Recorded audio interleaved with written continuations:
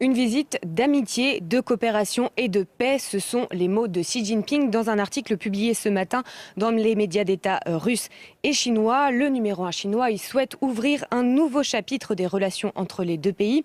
Et c'est ce lien entre la Chine et la Russie qui est au cœur du document. Un lien présenté comme un modèle de relations entre deux grandes puissances. Les deux dirigeants se sont rencontrés à 40 occasions déjà. La première fois, c'était il y a exactement 10 ans. Cette fois, vous l'avez dit, Xi Jinping vient d'obtenir un troisième mandat présidentiel inédit. Et surtout, ce sera le premier chef d'État à serrer la main du chef du Kremlin après que la Cour pénale internationale a émis un mandat d'arrêt contre Vladimir Poutine pour crime de guerre. Mais je rappelle que ni la Chine ni la Russie ne reconnaissent la légitimité de la Cour pénale internationale. Dans son article, Xi Jinping mentionne bien l'Ukraine, mais il parle de crise ukrainienne. La Chine n'a jamais utilisé ni le mot guerre et encore moins le mot invasion depuis le 24 février 2022. Et cette visite de 3 jours à Moscou constitue, vous l'avez dit, un soutien diplomatique fort pour Vladimir Poutine.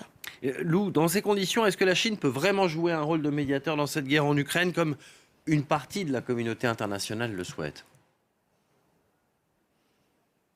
En tout cas, pour l'instant, seul le Kremlin se félicite, je cite, de la position pleine de retenue et d'équilibre de la Chine sur la question de l'Ukraine. Certes, le mois dernier, la Chine a publié un document en 12 points pour appeler à des pourparlers entre la Russie et l'Ukraine, mais les États-Unis, notamment, sont sceptiques quant à une résolution de la guerre suite à cette visite à Moscou. Washington s'inquiète que la Chine ne livre des armes à la Russie, des accusations systématiquement niées par Pékin, et la Maison-Blanche estime qu'un cessez-le-feu maintenant ne ferait que conforter les positions russes en Ukraine.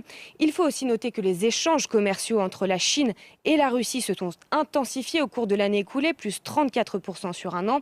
Pékin importe des hydrocarbures russes et exporte notamment des voitures, des téléphones portables vers la Russie pour remplacer les fabricants américains et européens qui ont déserté le marché russe en raison des sanctions économiques. Et puis on l'a dit, Xi Jinping et Vladimir Poutine se disent meilleurs amis. En revanche, le numéro 1 chinois n'a pas parlé une seule fois à Volodymyr Zelensky depuis le début de la guerre. Une première discussion entre les deux chefs d'État pourrait avoir lieu dans les prochains jours, mais ce serait après cette visite à Moscou.